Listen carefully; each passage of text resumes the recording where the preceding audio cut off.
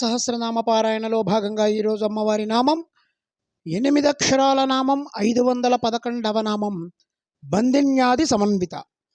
ఈ నామంతో అమ్మవారికి నమస్కారం చేసుకునేటప్పుడు ఓం బందిన్యాది సమన్వితాయై నమః అని చెప్పుకోవాలి.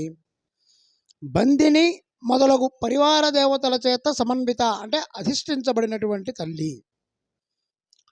బందిని మొదలైన దేవతలతో ఉన్న తల్లిని ఇక్కడ బందిని నుంచి చెప్పబడేటువంటి దేవతలు 6 వస్తారు.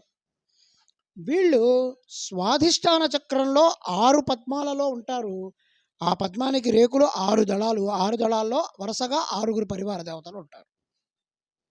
ఇవి బ భ మ య ర ల ఈ అక్షరాలతో ఉంటాయి. ఇవి దీనికి బందినీం భద్రకాళీంచ మహామాయాం యశస్వినీం రక్తాం లంబోష్టికాం చైవ పూజయేత్ క్రమశః అన్నారు.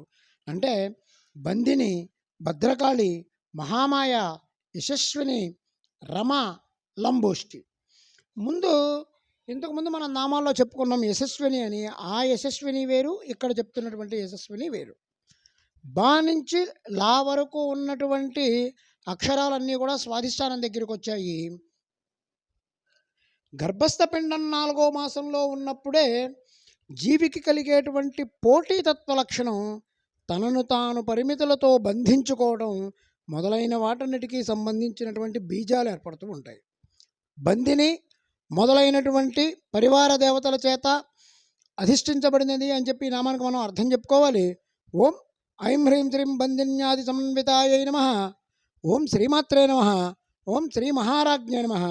శ్రీమత్ సింహాసనేశ్వర్యై నమః.